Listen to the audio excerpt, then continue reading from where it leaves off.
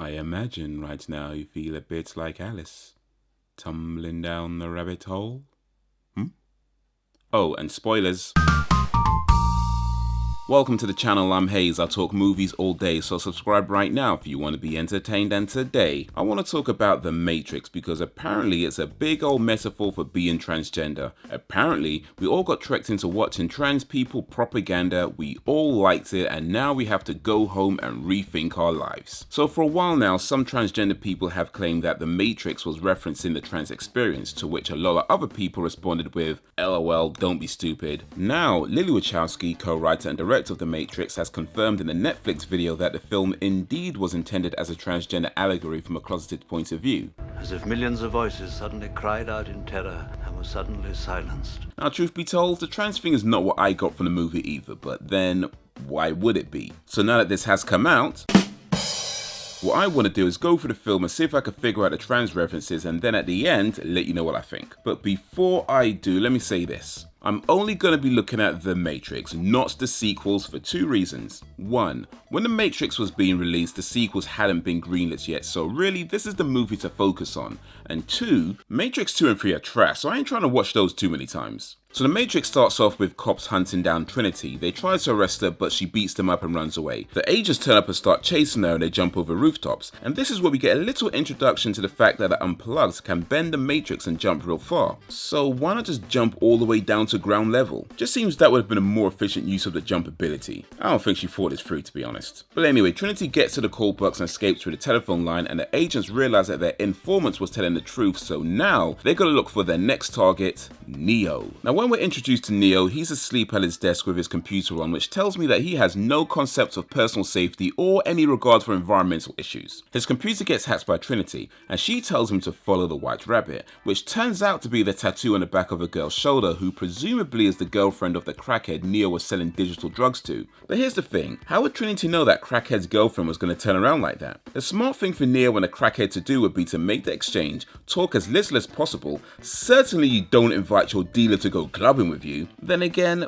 maybe he was trying to get a discount for next time, I guess. Dealers are lonely people. Most folks only talk to them when they want something. Maybe the message here is to be kind because drug dealers need love too. Or, don't do drugs or you end up going to nightclubs with the weirdo that just stands in a corner. Also, this whole movie doesn't happen if Crackhead changed his mind along the way and they went to a different club. I'm just saying, for all Trinity's hacking skills, probably should have had a more robust plan. Like, instead of being all elusive, how about just go to his apartment? I don't think she thought this through, to be honest. By the way, if you're in a club and you could talk to the person next to you without having to shout until your throat is sore, you're in the wrong club. Anyway, Neo tells Trinity that he thought she was a dude, and that perhaps is a reference to assuming someone else's gender. Now, Neo turns out late to work the next day and gets a well-deserved bollocking from his boss. Should have just fired his ass really, but he gave him another chance. Neo receives a package, and I have an issue with the scene, because the delivery guy says, have a nice day, and Neo gives him one dirty look. Like, why though? Man's trying to be nice to you, yeah? Man's trying to do his job, and you can't even say thank you. How you gonna promote being nice to drug dealers, but not delivery drivers? Bare disrespect, man, I swear down. Anyway, Neo opens a package and it's a phone. It rings and it's Morpheus. Morpheus tells him that he doesn't have a lot of time, so he has to climb out the window to escape the agents. But here's the thing, if time is an issue, why didn't Trinity take him to see Morpheus when they met at the club? I don't think he thought this through, to be honest. Neo drops his phone, but it's a Nokia, so that did not break. I can all but guarantee that if you go to that site, that phone is still there in the ground, resting in the dent it made in the concrete, and the battery still does not need charging. Trust, when they destroy the Matrix, the only thing surviving is cockroaches and Nokia phones. But Neo gets shook, so he goes back inside and the agents arrest him. Now the agents give him a choice, but Neo is still acting like a spoiled bitch, so they bug him and send him home. This time, Morpheus calls him, which raises the question, why didn't they call him before? Apparently they can see everything, so they must have known he was asleep with headphones on, so how is sliding in the DMs a better option than a ringing telephone? And if Morpheus knows the line is tapped, why is he even calling the telephone when apparently MSN Messenger works just as well? And if the line is tapped, why is Morpheus telling Neo that he is more important than the agents realize? I'm pretty sure they realize that now. I don't think he thought this through, to be honest. Now, Neo meets Trinity. Switch shoves the gun in his face because they don't have time, which causes them to use up more time because they have to explain why they don't have time. You know, for people who don't have a lot of time, they sure do waste a lot of it. Anyway, they take the bug out of Neo and we finally get introduced to Morpheus. Morpheus tells Neo what the Matrix is, then tells Neo no one can be told what the Matrix is and he has to take drugs if he wants to find out. Wait, is this a movie about transgenders or drugs? Because I'm really getting a drug vibe here. Anyway, they unplug Neo from the Matrix and he wakes up bald, which raises the question, what are the machines doing with human body hair? And why leave the lashes? Maybe this is a reference to manscaping? They get Neo back to the ship and Neo complains that his eyes hurt. Morpheus says that's because he hasn't used them before, even though he was using them when he woke up and had a light shone in his face and his eyes didn't seem to hurt then, so... That was a fucking lie. Neo gets introduced to the whole team. Morpheus shows him what the Matrix is, which is literally what he told him the Matrix is before telling him no one can be told what the Matrix is. I don't think he thought this through, to be honest. But hold up a sec. When Morpheus tells Neo he's a battery and they show the baby on screen, the baby has a poop chute and a pee pipe. Now, that makes sense. But when Neo falls through the slip and slide, what's this? See, at first, I thought it was a chastity belt, but it can't be because where would Neo's poop chute and pee pipe go? So this means Neo does not have a dick, and that's gotta be a transgender reference right there. So Tank downloads karate, kung fu, jujitsu, and all of the shit you ain't never heard of into Neo's brain, which raises the question, if they could download stuff into their heads, why don't they just download entire city maps so they always know the best escape routes without having to call in? Also, if they can load weapons, clothes, and anything they need, why not just load up a telephone line to escape through? And if they can load clothes, they actually choose to dress like that? No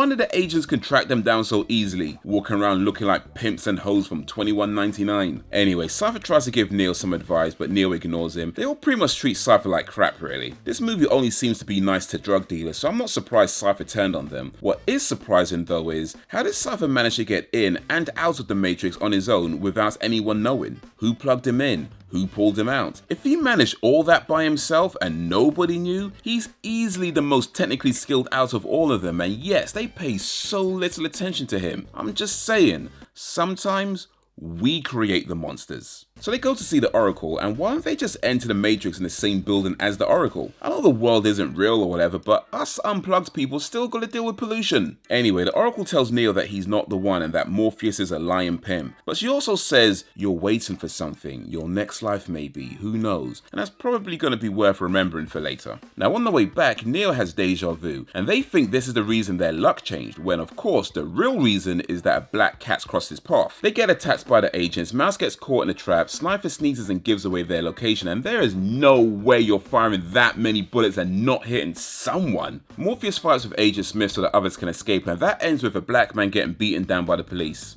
Are you sure the Matrix isn't real? Now, Cypher gets out of the Matrix before the others and kills Tank and Dozer. He then phones Trinity and talks to her while he kills APOC, then Switch. He talks to her some more when he's about to kill Neo, but turns out Tank wasn't dead and Tank kills Cypher. And this is when Tuco, Benedicto, Pacifico, Juan Maria Ramirez would say, When you have to shoot, don't talk. But wasting time seems to be a theme of this movie, so... And you know, I suppose if we go with transgender references, I guess Cypher represents the cisgender male, because his pullout game is weak.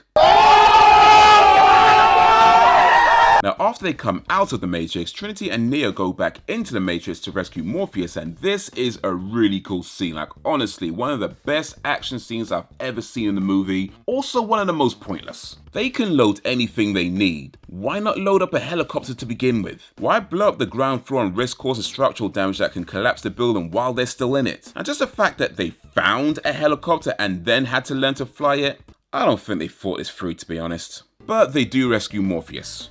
Barely. Trinity and Morpheus go back into the real world. Neo tells Morpheus to go first. Morpheus goes first. He goes first. I swear, these movies are getting big crazy with this, innit? Trinity goes next, and how much time does she waste? Oh my days. The fact that Neo doesn't tell this woman to get on the phone and have this conversation another time, maybe it's because you're not supposed to mansplain or whatever, but they've got agents chasing them, they have no privacy inside the Matrix, it's really not a good time. But anyway, the phone gets shot by Agent Smith right after Trinity goes, so Neo and Agent Smith fight in a train station. Smith calls Neo Mr. Anderson. Neo says, "My name is Neo? And that's probably a reference to dead naming. Neo is now running from the agents. Turns out Neo doesn't know his left from his right. Are you sure this guy is the one? Agent Smith catches up with him, shoots him multiple times in the chest at close range, and Neo is dead. But Neo comes back to life. And now Neo fully believes that he is the one. He fights Agent Smith, destroys Agent Smith, and the other two agents run away. Neo exits the Matrix just in time for them to safely set off the EMPs to get rid of the Sentinels. Oh, and Trinity makes out with a corpse, so apparently this movie encourages necrophilia as well. The film ends with Neo talking on the phone, having to explain to his grandma why he doesn't have a dick. Now, before I get into my final thoughts, if you liked this movie, check out these movies. They all play on the idea of what you think is real may not be real, and they are all riddled with ambiguity, so plenty of theories to be had. Okay, so let's talk about The Matrix, and is this really an allegory for the transgender experience? Now here's the thing, when it comes to movies or any kind of art form, especially those that are heavy in metaphors like The Matrix, they can pretty much be anything you want them to be. And what you get from a film may not be what the filmmakers intended. Lilly Wachowski said this herself in a video that there's a letting go process, because ultimately you get out of it what you put into it, so the film is always going to be a reflection of you and where you are at that point in your life. It's the same reason why a song you hear as a child takes on a whole new meaning when you hear it again as an adult. So if you watched The Matrix and thought it was a transgender allegory, you're correct. Likewise, if you thought it was about being anti-feminist, you're correct too. And if you thought it was about digging your bum and asking people to smell your finger, then actually that one makes a lot of sense. But anyway, with that said, the question isn't, is The Matrix a transgender allegory? The real question is, was this intended to be a transgender allegory from the beginning? Or is this more of a J.K. Rowling situation where they're just trying to score SJW points with the fans 20 plus years after the fact? Now, of course, nobody knows except all those involved, but I would say that in my opinion, I'm inclined to believe this was intended from the beginning. Looking back on it now, there's way too many transgender references to be just a coincidence. It seems very much ingrained in the story and the dialogue. However, that being said, I do feel like the messaging is a little bit off. Now, this is me coming from a non-transgender perspective. Perhaps there's something I'm not understanding, and if that is the case, then please explain it to me in the comments or drop a link. Also, this is based on a theory that I read. This is not from the Wachowskis, so it's possible this isn't even what they were intending. But to my mind, this theory does make sense. So this is a theory by Andrea Longchu on vulture.com, and in that article, the author says Neo represents the transgender person and the Matrix represents the transphobics. Now, when I read that, I thought, I get it, because the film could be seen as Neo's transition journey. In the beginning, he realizes something isn't quite right. He's already living a double life, one life where he performs as Thomas Anderson and the other where he lives as Neo. When he's told why he feels that way, he denies it at first, but then he comes to accept it, and by the time he dies and comes back to life, he has fully accepted that he is the one and his transition is complete. And like the Oracle said, you're waiting for something. Your next life maybe. Who knows? So the Oracle didn't tell Neo that he is the one because it then allows Neo to make that decision himself. And then the Matrix, or let's say the agents or the transphobes, the traditionalists that don't accept what he thinks and try to keep things in the order that they already are. And they do this partly by spreading misinformation about Morpheus and even trying to bribe Neo into going back to his old life. Now, going off from that article, I'm saying this could mean that Morpheus represents the counselor, the one who guides a trans person through their journey, offering help and advice. The others represent the allies and those who also try to help by showing support. And I'm not sure how I'd categorize Cypher. Maybe he's a guy who only said he was an ally because he thought it would get him laid, and when that didn't work, he became an incel. But here's where I think the message is a little bit off, and again, if I've misunderstood this, let me know. Morpheus says that anyone who hasn't been unplugged is a potential agent, and that's their justification for killing people with no remorse. So now I'm thinking, does that mean that anyone who isn't woke is a potential enemy, and as such you don't have to feel bad about mistreated them and maybe even ruining their lives? No questions asked, no discussion, just you're either one of us or you're one of them, and if you're one of them, then your life is meaningless? Now, on one hand, I doubt that's what they were trying to say. But on the other hand, maybe they just didn't think this through, to be honest. And that is what I think of The Matrix. What do you think? Neo or oh no? Let me know down below, and while you're there, be sure to like, subscribe, and drop a suggestion if you don't mind.